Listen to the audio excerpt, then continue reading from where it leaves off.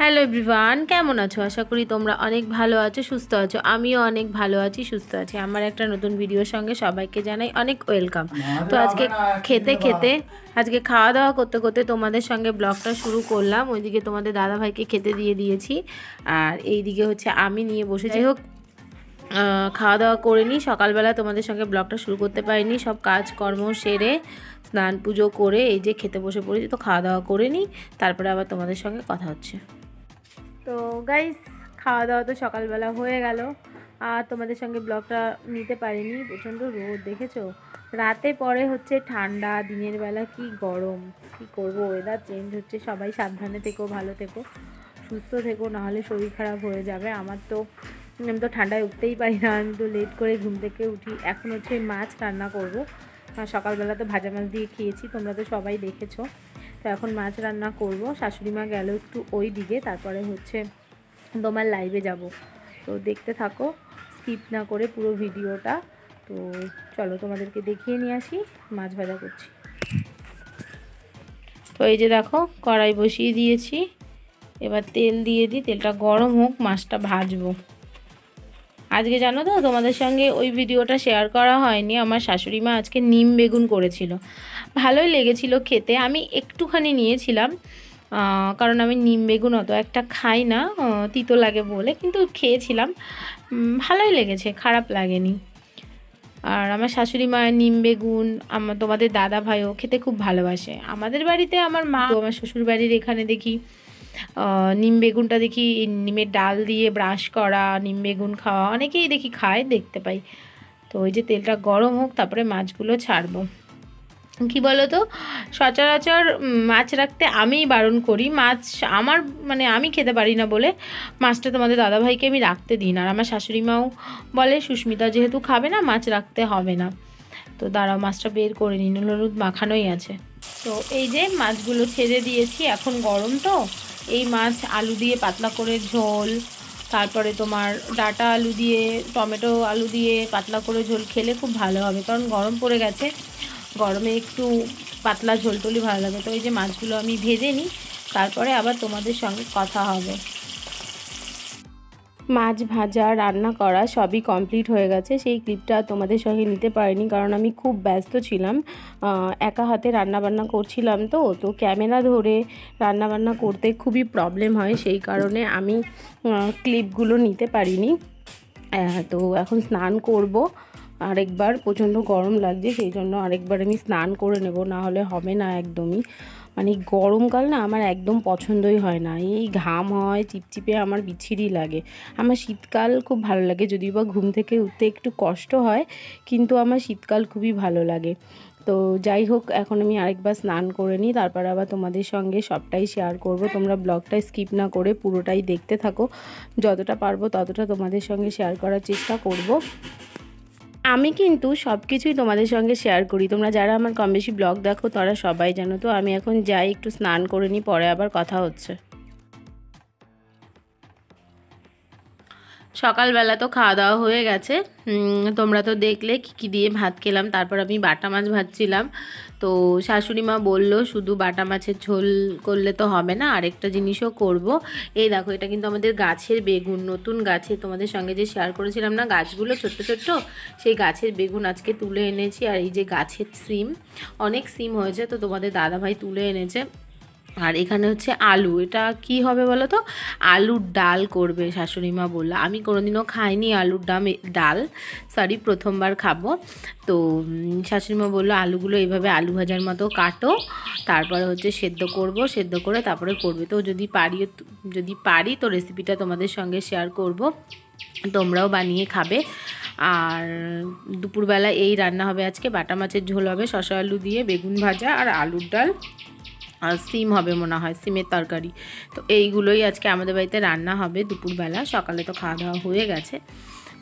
যতটা পারবো তোমাদের সঙ্গে শেয়ার করব, পুরো ভিডিওটা দেখতে হবে স্কিপ না করে। তো দেখতে থাকো, আমি আলুগুলো কেটে নিই। হ্যাঁ, আলুগুলো কাটছিলাম, তখনই ভাবলাম তোমাদের সঙ্গেও একটু শেয়ার করে নিই, কেটে নিই। তো এই যে গাইস দেখো, এই পাশে আলু সেদ্ধ বসিয়ে দিয়েছি, আর এখানে হচ্ছে বেগুনটা ভাজবো। এই যে বেগুনে নুন হলুদ চিনি দিয়ে দিয়েছি। তো এখনও কড়াইতে তেল দিইনি, কড়াইতে তেলটা দিয়ে দিই, আর ওদিকে আলুটা সেদ্ধ হোক, তারপরে বেগুনটা ভেজে নিই। তো এই যে দেখো বেগুনগুলো দিয়ে দিয়েছি, আর এটাও আমাদের গাছের উচ্ছে, শাশুড়ি মা মাত্রই তুলে আনলো। অনেক উচ্ছে হয়েছিল, তোমাদের সঙ্গে তো শেয়ার করেছি। আর এই দেখো বেগুন, এত ছোট গাছে বেগুন হয়েছে, তোমাদের সঙ্গে আবার একটু পরে শেয়ার করব কোন গাছগুলো থেকে বেগুন এনেছি। একদম ছোট্ট ছোট্ট গাছ, মানে গাছ ছোট বেগুন বড়, মানে গাছের মানে গাছ বেগুনের ভারে গাছ হচ্ছে পড়ে যাচ্ছে, এরকম একটা ব্যাপার। তাই মা গিয়ে তুলে নিয়ে এসছে বেগুনগুলো। তো যাই হোক বেগুনটা ভাজা করে নিয়ে, আর এইদিকে আলু তো সেদ্ধ বসিয়ে দিয়েছি, ঢাকা দিয়ে দিয়েছি। তো দেখতে থাকো, আর চেষ্টা করব আলুর ডালের রেসিপি নেওয়ার, ঠিক আছে? আমি কোনোদিনও করিনি, শাশুড়ি মা করবে, আমি রেসিপিটা নেব। তোমরাও এভাবে বানিয়ে খেয়ে আমাকে কমেন্ট করে বলবে কেমন লাগে। আর আমি তো প্রথমবার আজকে খাবো।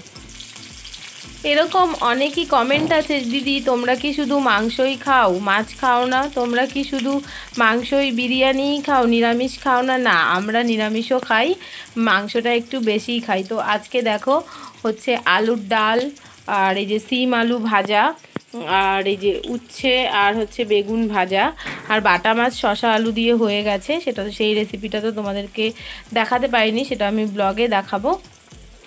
যখন যেরকম তখন সেরকমই খাওয়া দাওয়া আমরা করি, কিন্তু মাংসটা একটু বেশিই হয় আমাদের বাড়িতে, যেহেতু আমি মাংসটা খেতে ভালোবাসি। আর মাছ তত একটা পছন্দ আমি করি না বলে শাশুড়ি মা বলে যে মাছ রাখতে হবে না। সব কিছুই আমরা খাই মিলিয়ে মিশিয়ে, যেই রেসিপিটা নেওয়ার মানে সুযোগ হয় সেটাই তোমাদের সঙ্গে শেয়ার করি। তো আজকেও একটা নতুন রেসিপি শেয়ার করব, তোমরা বাড়িতে ট্রাই করবে। তো এই দেখো সিম আলু ভাজবো, সেই জন্য কড়াইতে তেল দিয়ে পাঁচফোড়ন দিয়ে পেঁয়াজ দিয়ে দিয়েছি। এবার আলু আর সিমটা এর মধ্যে দিয়ে দেব। তো এই যে গাইস দেখো আলুটা সেদ্ধ হয়ে গেছে, ওইভাবে কেটে দিলাম, সেদ্ধ হয়ে গেছে। এই যে ডালের কাটা দিয়ে এইভাবে তোমার কাটা দিয়ে নিতে হবে। তারপরে এর মধ্যে নুন, হলুদ, চিনি আর আদা বাটা আর লঙ্কা বাটা দিয়ে এই যে ফুটবে। এখন একটু ফুটে এলে তারপরে এটাকে সম্বাদ দেবে। এই যে দেখো এইভাবে এরকম করে তোমরা কাটা দিয়ে নেবে, তাহলে দেখবে জলের সঙ্গে মিশে যাবে। তারপরে এরপরে হচ্ছে সম্বারটা দেবে। তো দেখতে পাবো। তো এই যে ডালটা নামিয়ে ফেললো, ফুটে এলো, তারপরে এর মধ্যে তেল দিয়ে দিয়েছে। এই দেখো তারপরে হচ্ছে শুকনো লঙ্কা, তেজপাতা আর পাঁচফোড়ন সম্বারে দেবে। এরপর হচ্ছে পাঁচফোড়ন দিয়ে দিল। শুকনো লঙ্কা তেজপাতা একটু ভালো করে ভেজে নেবে, তারপরে পাঁচফোড়নটা দেবে। তারপরে এই যে আলুর ডালটা এর মধ্যে দিয়ে দেবে। খুব সিম্পলভাবেই তোমরাও বানিয়ে খাবে, খেয়ে কেমন লাগে আমাকে অবশ্যই কমেন্ট করে জানাবে। আর আমি তো খাবোই, খেয়ে আমিও বলবো কেমন হয়েছে না হয়েছে। এবার এর মধ্যে আলুর ডালটা দিয়ে দেবে। এই দেখো এইভাবে, তারপরে ফুটে এলে নামিয়ে নেবো। যে আমার শাশুড়ি মা রান্না করছে, আমি তো কোনোদিনও খাইনি, প্রথমবারই খাবো। বিয়ের আগে তোমাদের দাদাভাইয়ের মুখে অনেকবার এই গল্প শুনেছি, তা আজকে বললাম মা বানাও, তাই মা আজকে করলো। আর এদিকে হচ্ছে সিম আলু হচ্ছে। যাই হোক, দুপুরবেলা যখন আবার খাওয়া দাওয়া করবো তখন আবার তোমাদের সঙ্গে কথা হবে। এর মধ্যে ধনেপাতা দিয়ে দিয়েছে। এবার আলুর ডাল কিন্তু হয়ে গেছে। তোমাদের সঙ্গে পুরো রেসিপিটা শেয়ার করলাম, তোমরাও বানিয়ে খেয়েও কেমন লাগে আমাকে কমেন্ট করে জানিও, ঠিক আছে? তো এখন হচ্ছে একটু লাইভে যাব, পরে আবার তোমাদের সঙ্গে কথা হবে। খাওয়া দাওয়া কমপ্লিট করে ব্লগটা আর তোমাদের সঙ্গে পুরোপুরি করতে পারিনি, ঘুমিয়ে পড়েছিলাম। ঘুম থেকে উঠেই ইচ্ছে হলো কি খাবো করতে করতে মনে হলো যে আজকে আলুর চপ বানানো যাক, যেহেতু সন্ধেবেলা তোমাদের দাদাভাইকে আর বাজারে আমি পাঠাইনি। তো তোমাদের দাদাভাইও বললো ঠিক আছে তাহলে তুমি আলুর চপই বানাও। তো এই যে আলু কেটে আলু কিন্তু সেদ্ধ বসিয়ে দিয়েছে, আর এইদিকে আমি বেসনটা ফেটানোর জন্য বেসনের মধ্যে আমি নুন, চিনি, হলুদ, লঙ্কা গুঁড়ো দিয়ে দিয়েছি। এবার তো ভালো করে বেসনটা ফেটিয়ে নিই। তো এই যে দেখো ভালো করে কিন্তু আমি বেসনটা ফেটিয়ে নিয়েছি। যে কোনো মানে চপ সিঙ্গারা যাই হোক, যদি তুমি বেসন ঠিকঠাক ভালো করে না ফেটাও তাহলে কিন্তু ভালো লাগবে না খেতে। তো এই যে দেখো আমার কিন্তু আলু সেদ্ধ করা হয়ে গেছে। আর তোমরা আলু যখন সেদ্ধ করবে না, তখন চোকলা ছাড়াবে না, চোকলা শুদ্ধই আলুগুলো দেবে। তো তোমরা তো আমার একটা পরিবার, তো আমি ভাবলাম তোমাদের সঙ্গে এই চপের রেসিপিটা শেয়ার করি। আমি তো কম বেশি সব রেসিপিই তোমাদের সঙ্গে শেয়ার করি। এবার হচ্ছে মশলা কষানোর পালা। তো কড়াইতে তেল দিয়ে কড়াইয়ের মধ্যে মশলা দিয়ে দিয়েছিলাম। মশলার মধ্যে আমি দিয়েছি জিরে, ধনে, আদা বাটা, আর হচ্ছে তোমার নুন, চিনি, হলুদ পরিমাণ মতো। এইদিকে আলুটা আমি ভালো করে ম্যাশ করে নিয়েছি। তো এই যে দেখো আমার কিন্তু চপের তরকারি রেডি, আর কড়াইতে আমি তেল বসিয়ে দিয়েছি। আর আমি কিন্তু এই নিরামিষ চপটা প্রথমবার বানালাম, আমি বিয়ের আগে নিরামিষ চপ করিনি। তো এই যে দেখো চপগুলো দারুণ দেখতে হয়েছে, আর খেতেও কিন্তু দারুণ টেস্টি হয়েছিল। আমি ভাবতে পারিনি প্রথমবার এত সুন্দর চপ বানাবো। তো যাই হোক, ব্লগটা আর বেশি বড় করব না, আজকের ব্লগটা আমি এখানেই শেষ করছি। ব্লগটি যদি ভালো লাগে অবশ্যই লাইক করবে, কমেন্ট করবে, চ্যানেলটিকে সাবস্ক্রাইব করে পাশে থাকবে।